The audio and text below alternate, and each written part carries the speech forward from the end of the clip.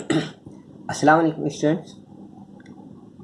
Today we are going to start chapter number 5, fifth chapter of India and Brazil geography, and the content is the chapter name is natural vegetation and wildlife.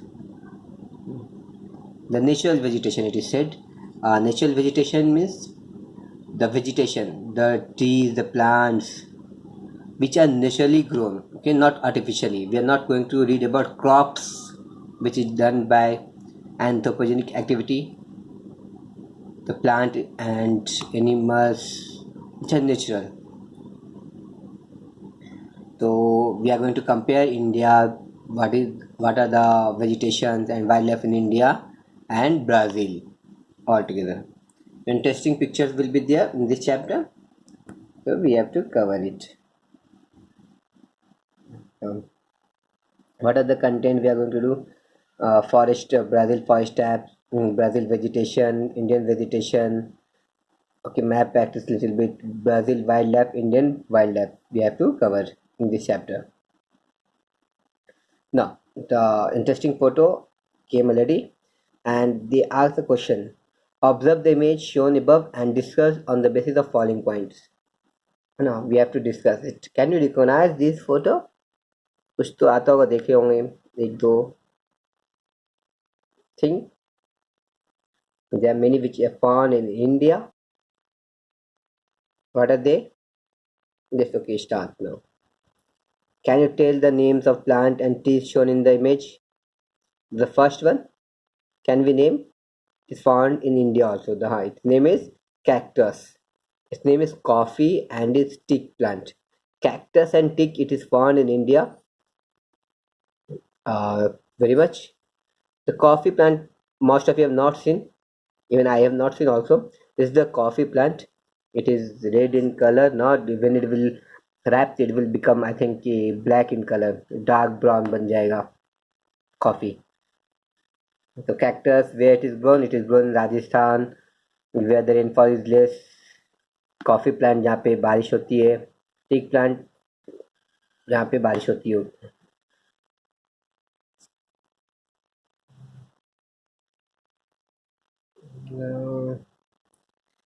Where you have seen this plant? किधर मिलता है ये? Cactus is generally shown in low rainfall region, like Rajasthan, Gujarat, है ना. कुछ peninsular area में भी जहाँ पे बारिश कम होती है वहाँ पे कैक्टस ग्रो होते हैं. कॉफ़ी प्लांट कर्नाटक, केरला और तमिलनाडु में बोलते ग्रो होते हैं. And not those there, they might have seen, I not seen it. India में वहाँ पे होते हैं. इंडिया में ज़्यादा क्वांटिटी में कॉफ़ी नहीं ग्रो होती है. Teak plant, it is in, यहाँ पे 1000 से 200 mm रेनफॉल होती है. बहुत ज़्यादा बारिश नहीं, मीडियम बारिश होती है. वहाँ पे टीक प्लांट होती है. It is deciduous forest, teak plant. Now fauna means animal. This is Rufus bellied thrush, name of the bird. Leopard, we all know. Green anaconda, I think all of us are familiar with it. In the movie we have seen anaconda movie. It is the Brazilian. It is found in Brazil. किधर मिला? Net पे movie में ही सब में मिला ना इधर. Brazil में which are the forest found in Brazil? Let's see. तो ब्राज़ील का is given some part: Amazon river basin, savanna, pampas, panethal, caatinga. It is the name. They are the name of the forest. So what are the area they mark? We have to remember. These are the name of caatinga is also name of forest, thorny forest. जहाँ पे कांटेदार सूखे forest होते हैं उसको Caatinga बोलते हैं. Pampas and savanna, savanna land दुनिया का सबसे बड़ा ग्रासलैंड एरिया है. Pampas also grassland area. See the equatorial forest. This is the equatorial forest, equator पासवे. यहाँ पे बारिश बहुत ज़्यादा होती है, टेम्परेचर बहुत ज़्यादा high temperature and high rainfall which encourage the growth of dense forest. बहुत ज़्यादा डेंस फॉरेस्ट रहता है. एवरग्रीन, साल का 12 महीना ग्रीनरी रहता है फॉरेस्ट में. टॉल टॉल ट्रीज में कंपटीशन होता है इतने, तो ट्रीज बहुत टॉल होती है। साथ साथ क्या होते हैं, जो नीचे लेवल पे, ग्राउंड लेवल पे क्रीपर्स होते हैं, मतलब ऊंचे पेड़ भी है और ज़मीन पे भी घने पेड़ है। Tropical grassland savanna is the biggest tropical grassland area in the world.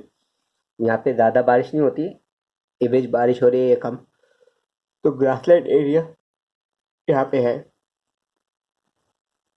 स्वाम्पी land दलदली एरिया, इसको पैंथेनल बोलते हैं।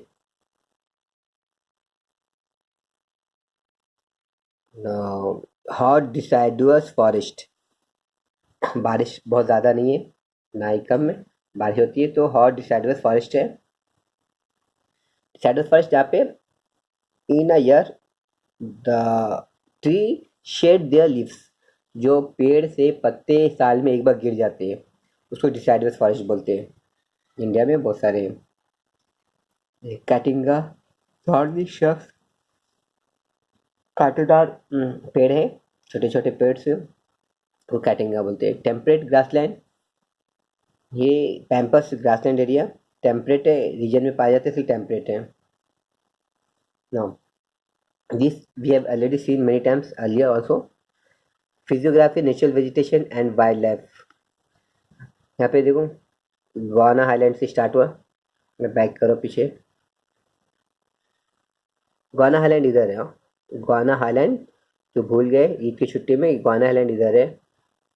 This is the equatorial reason, highland इधर है, तो यहाँ पे देखते वापस है गोवाना हाईलैंड। हाइट इज 400 मीटर का हाइट है, एरिया है, सॉरी एक्सटेंड एरिया।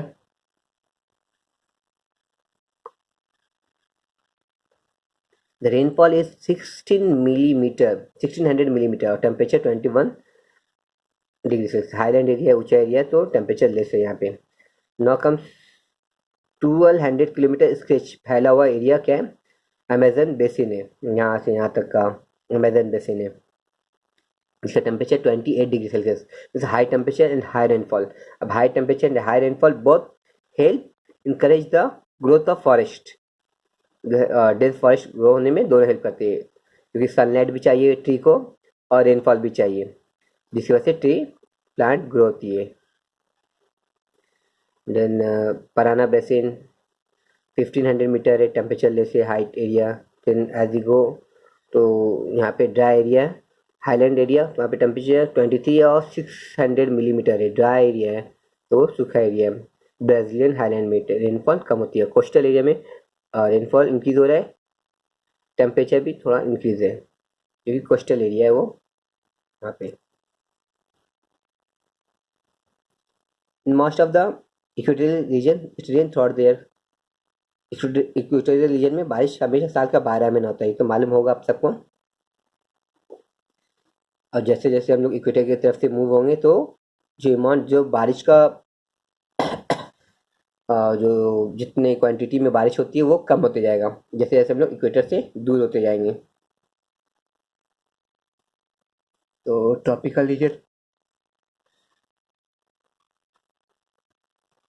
इक्वेटर के आसपास वाले रीजन को इक्वेटोरियल रीजन है।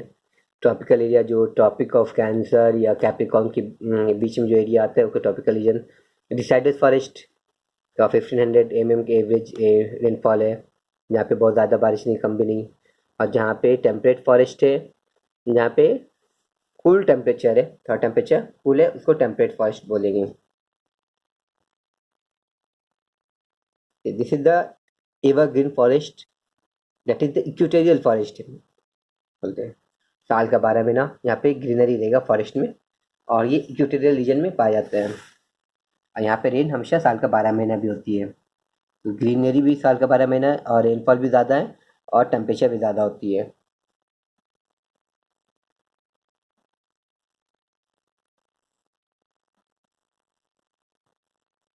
यहाँ पे रेनफॉल कम है, तो प्लांट का अडेप्टेशन आप पढ़ेंगे चैप्टर, अल्लाह ताला ने ऐसे खुद बनाए थे कि प्लांट के जो लीव्स है वो थॉर्न्स बन जाते हैं, थॉर्न्स, और ताकि ट्रांसपिरेशन के थ्रू वाटर लॉस नहीं हो जाए। तो जहाँ पे लो रेनफॉल है वो एरिया में ऐसे प्लांट पाए जाते हैं।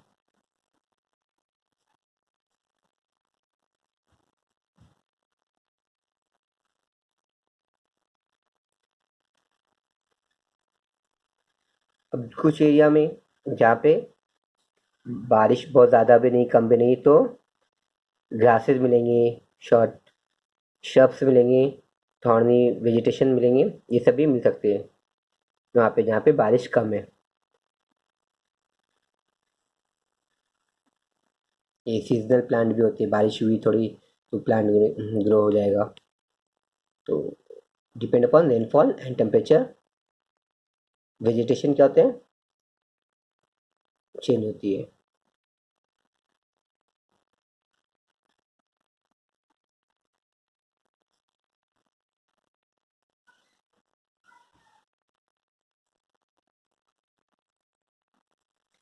Because of evergreen forest in Brazil,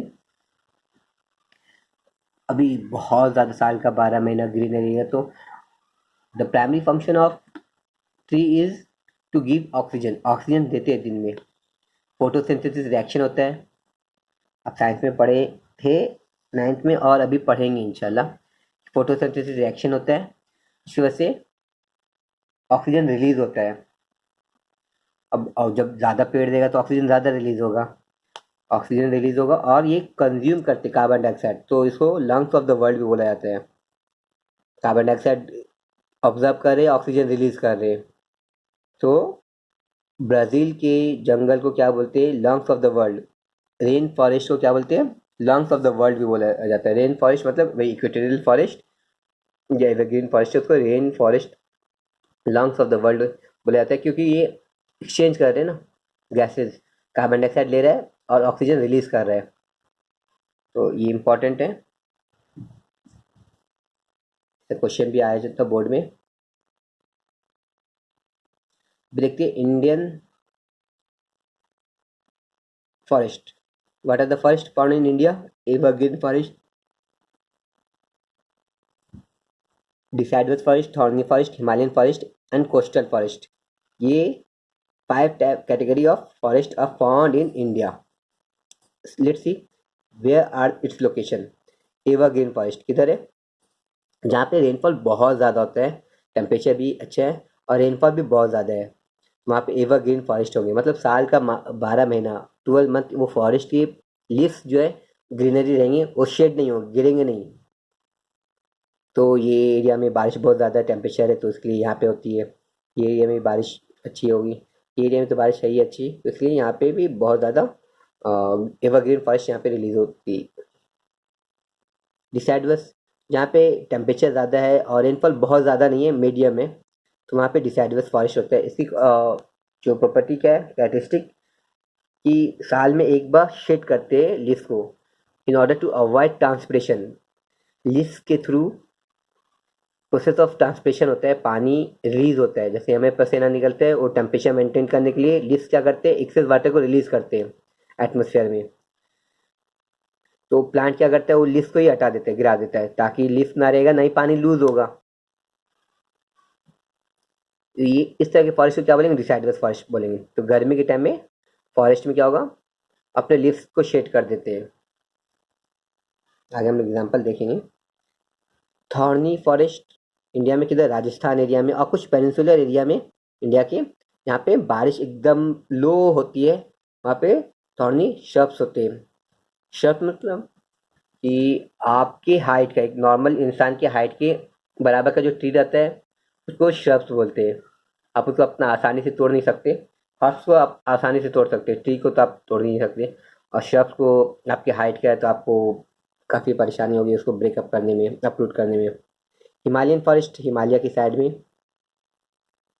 Himalayan forest है, यहाँ पे एकदम हाइटेड एरिया नहीं, लोअर हिमालय जो है वो एरिया में हिमालयन फॉरेस्ट है।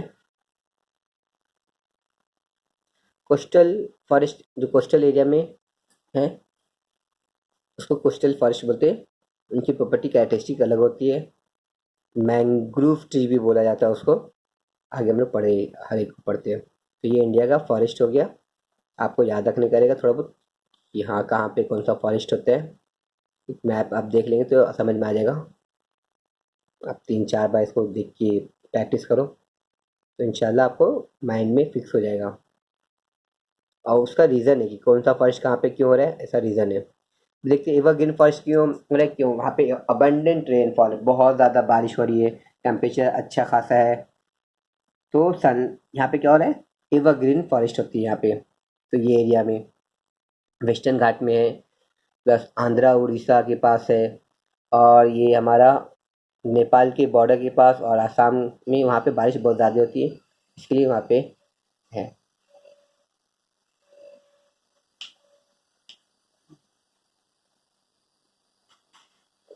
वेजिटेबल इंडियन वेजिटेशन चीज़ क्या होती है यहाँ पे, ब्रॉड होती है और ग्रीन होती है। ब्रॉड क्यों, क्योंकि फोटोसिंथेसिस रिएक्शन होती है ग्रीनरी और ब्रॉड होने की। जितना ज़्यादा ब्रॉड रहेगा उतना ज़्यादा सनलाइट ऑब्जर्व करेंगे, क्योंकि पानी बहुत ज़्यादा अवेलेबल है, तो फोटोसिंथेसिस रिएक्शन ज़्यादा होना चाहिए। तो ब्रॉड लीफ होती है और ग्रीन होती है, ग्रीनरी से क्लोरोफिल पिगमेंट बहुत ज़्यादा होती है, तो ज़्यादा फोटोसिंथेसिस रिएक्शन ज़्यादा होगा इसमें। और ट्रीज कैसे हार्डवुड होते हैं, हैवी होते हैं बहुत ज़्यादा, पानी में डालेंगे तो ये डूब जाएगा। फिर ड्यूरेबल बहुत मजबूत होते हैं, काफ़ी दिन तक चलते हैं trees. These trees are found in forest include mahogany, rosewood, rubber wood। ये सब की एग्जांपल है, किसके, एवरग्रीन फॉरेस्ट की एग्जांपल है। मैगोनी, रोजवुड एंड रबर आपको याद रखना पड़ेगा एग्जांपल। क्रीपर्स भी होते हैं, जो क्रीपर्स इसको बोलते हैं, जो ज़मीन में या पकड़ के उसको हेल्प चाहिए, वो अपने से स्टैंड नहीं कर सकते, वो ट्री में अपने आप का हेल्प लेते हैं, सट के वॉल का हेल्प लेते हैं या ज़मीन पे ही चलते हैं। क्रीपर्स भी होते हैं यहाँ पे ग्राउंड में। हाँ, और सबसे ज़्यादा बायोडाइवर्सिटी भी मिलती है, प्लांट के भी एनिमल की सबसे ज़्यादा बायोडाइवर्सिटी एवरग्रीन फॉरेस्ट में मिलती है।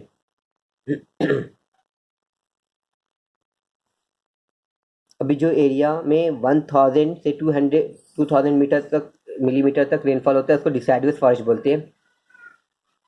इंडिया के सेंट्रल पार्ट में, इंडिया का ज़्यादातर हिस्सा में डिसाइडस फॉरेस्ट है इंडिया के। इंडिया सीजन, हाँ वो क्या करते हैं, अपना शेड कर देते हैं ड्यू टू इवापोरेशन लॉस्ट होने को बचाने के लिए, क्या करते हैं, लीव्स को शेड कर देते हैं, इसको डिसाइडस फॉरेस्ट बोलते हैं। कौन कौन सा इसमें, टिक है, बैम्बू है, बनियान है, पीपल है, ये सब डिसाइडस फॉरेस्ट के एग्जाम्पल है, टिक है। रे रीजन जहाँ पे 500 से कम है वहाँ पे थॉर्नी या श्रब्स पाए जाते हैं। कौन से एरिया में, गुजरात राजस्थान के पेनिनसुलर, सेंट्रल पेनिनसुलर के बीच में, तो वहाँ पे जैसे स्मॉल साइज है, श्रब्स है। ये कांटा जो दिख रहा है ये लीव्स होता है उसका, लीव्स उसका इस तरह कन्वर्ट हो गया है ताकि स्टोमाटा से वाटर लॉस नहीं हो जाए। केयरफुली, फिर कहाँ पे मिलता है एग्जाम्पल देखो, कैटेचू, अकैकिया, खेजरी, कैक्टस, ये सब एग्जाम्पल है थॉर्नी फॉरेस्ट के। अब स्वाम्पी जस्चरीज है, लैगून है, कोस्टल एरिया में, वहाँ पे क्या होता है, सॉइल सैलाइन होती है, नमकीन होती है, मॉइस्चर ज़्यादा होती है। तो यहाँ पे वेजिटेशन कैसे एग्जाम्पल क्या क्या रहेंगे, ठीक है। देखो मैंग्रो, आप मुम्बरा के बाहर भी देखो ऐसा दिखता है ना आपको, जो मुम्बरा स्टेशन है, रेलवे स्टेशन, वहाँ पे भी कोस्टल एरिया में ऐसे ट्रीज मिलती है आपको, खाड़ी का पानी, नमकीन पानी है और उसमें पेड़ ग्रो कर रहे हैं। तो बंगाल में है, वेस्ट बंगाल में उसका उस एरिया का नाम है सुंदरबन। वहाँ पे जो समुंदर में के पास जो पानी, जो फॉरेस्ट है उसको सुंदरबन बोलते हैं, और ऐसे मैंग्रोव बोला जाता है इंग्लिश में। इसका कैरेक्टरिस्टिक क्या है कि ये जो ट्री में ऑयल बहुत ज़्यादा है, तो ऑयल क्या करती है, सी वाटर को अपने अंदर आने से रोकती है ना। लाइट होती है ताकि ये ऊपर हमेशा फ्लोट रहे, ड्यूरेबल रहती, मजबूत होती है। तो इसका कैरेक्टरिस्टिक होता है, तो आप ऐसा मुंबई में बहुत बार देखे होंगे। हिमालय में अगेन ये भी, यहाँ पे भी कैटेगरी हो गया फॉरेस्ट का, अकॉर्डिंग टू एल्टीट्यूड, जैसे जैसे एल्टीट्यूड है वैसा फॉरेस्ट होता है। तो हाई एल्टीट्यूड में देखो कैसा होता है, हाई एल्टीट्यूड में जब रेन स्नो क्या होता है, मेल्ट हो जाता है कम्प्लीटली, तो वहाँ पे सीजनली ना फ्लावर्स सिर्फ ग्रो होते हैं। तो अभी 2-3 महीने के लिए फ्लावर्स आएंगे, फिर वो रिड्यूस हो जाएंगे, ख़त्म हो जाएंगे जब ये स्नो फॉल होगा तो। अब उससे लो रीजन में क्या होता है, मीडियम रीजन में पाइन ट्री, देवदार, फिर ये ग्रो होता है। जो मीडियम रीजन हाइट रहता है वहाँ पे ये सब ग्रो होते हैं। अब जो फुट हिल मतलब जो एकदम नीचे वाले हिस्से में, वहाँ पे मिक्स होता है, तब इधर उधर की भी फॉरेस्ट के ट्री ग्रो होते हैं, जो फुट हिल है।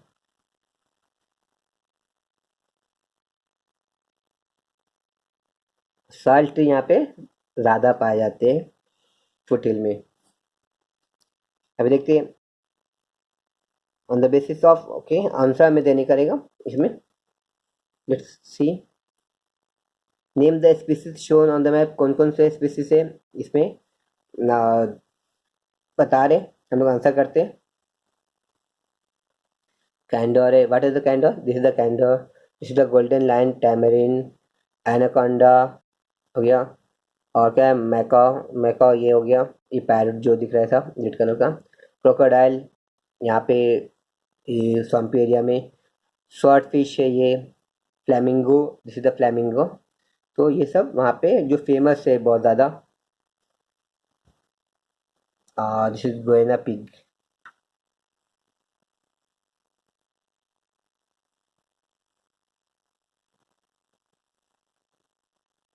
इन which region are this animal found and why are habitat found in this, कौन से एरिया में पाए जाते हैं ये और वहाँ पे क्यों होते हैं ये, जैसे ये एरिया में कौन है वाई दे आर ग्रोन, ये ट्रीज पे बैठने वाले ना, और जैसे एनाकोंडा पानी में रहने वाला, तो यहाँ पे पानी अवेलेबल है, ट्रीज पे हेल्प लेंगे, ट्रीज के टॉप पे बैठते फ्रूट्स कंज्यूम करते।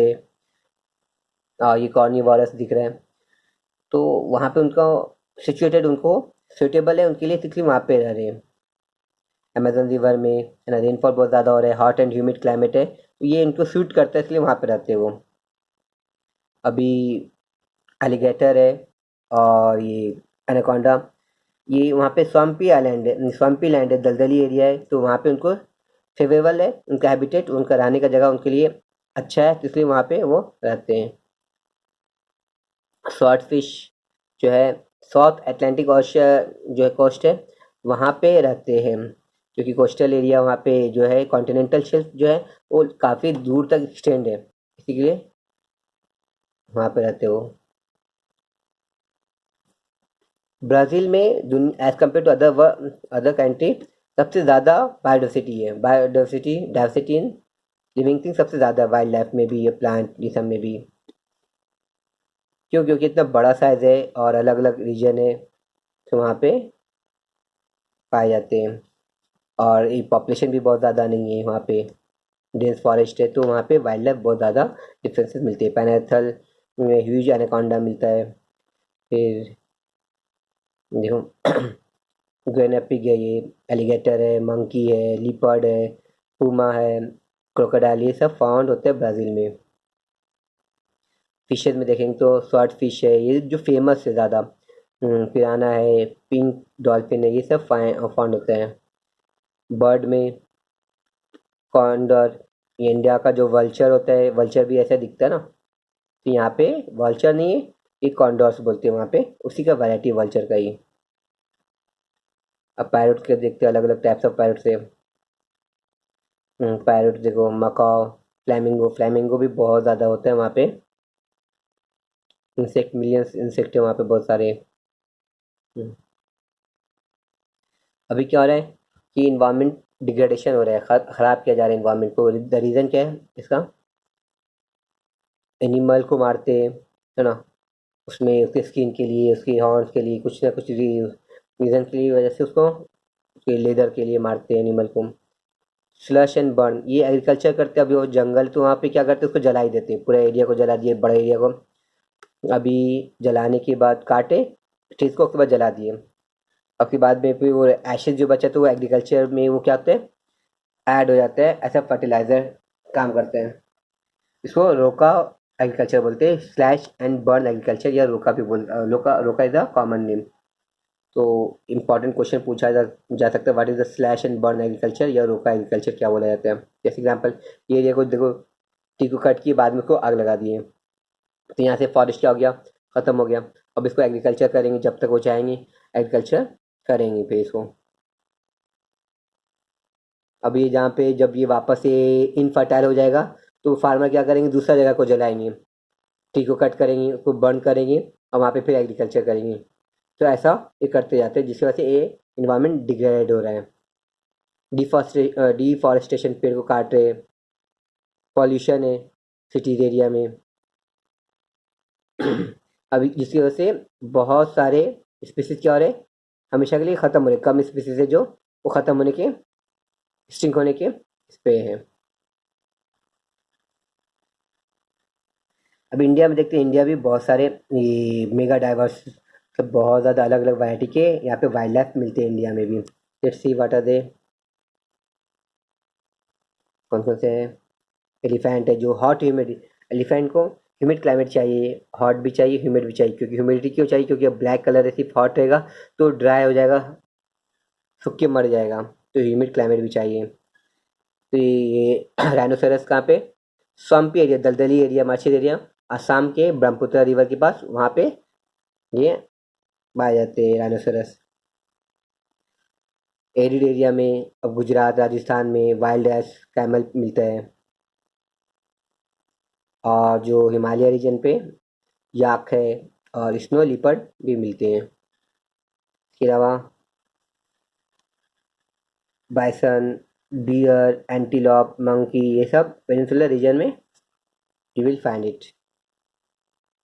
India is only country where lion and tiger both are found, दोनों मिलता है इंडिया में, सिर्फ ऐसा है कंट्री है जो दोनों मिलता है। टर्टल है, क्रोकोडाइल है, घड़ियाल है, इसका एलिगेटर भी बोलते हैं, वो भी मिलता है इंडिया में। बर्ड्स में देखते हैं, peacock, Indian bustard, Kingfisher, pheasant, duck, parakeet, crane, pigeon, ये सब इंडिया में मिलते हैं बहुत ज़्यादा। तो बहुत सारे वैरायटी ऑफ स्पीसीज है इंडिया में। अभी बहुत सारे इंस्टिंक्शन पे है, रीज़न क्या है, ख़त्म पे बहुत सारे वाइल्ड लाइफ, रीज़न क्या है उसका, पोचिंग, काट दिए, देखो इसका हॉर्न्स को काट दिए। अब ये क्या है, इसके पेन से क्या होगा, मर जाएगा ये धीरे धीरे। हॉर्न्स के लिए पूरा एनिमल को ही मार दिए। पॉल्यूशन, इंडस्ट्री बहुत ज़्यादा है, इसी वजह से वो क्या करते हैं, या मैनेजमेंट नहीं होता इंडस्ट्री की, पॉल्यूशन को मैनेजमेंट नहीं करे, मैनेज नहीं करे, इसी वजह से अब उसके पानी को एनिमल पी लेंगे तो मर जाएगा वो। रेपिड डिफॉरेस्टेशन, पेड़ काटे बहुत ज़्यादा, तो ये इसकी वजह से भी हो रहे हैं। गवर्नमेंट ने बहुत सारे वाइल्ड लाइफ नेशनल पार्क है, जैसे यहाँ पे अपने संजय गांधी नेशनल पार्क है, तो वहाँ पे प्लांट के लिए होता है, सेंचुरीज जो होता है वो एनिमल के लिए होता है, बर्ड सेंचुरी भी है, बायोस्फीयर होता है जो सबकी चीज़ के लिए करते हैं, प्रोटेक्शन के लिए होता है वाइल्ड लाइफ इन इंडिया। अभी देखो नेशनल एनिमल कौन है, टाइगर है। अब टाइगर तो डिक्रीज हो रहा है, साथ साथ एनिमल ये एलिफेंट का भी नंबर डिक्रीज हो रहा है। हमारा चैप्टर कंप्लीट हो गया। ओके, तो आप इसको एक बार दो बार सुना तो आपको याद हो जाएगा इंशाल्लाह, और इंटरेस्टिंग है, आप इसे इजीली याद कर सकते हैं। Okay, thank you.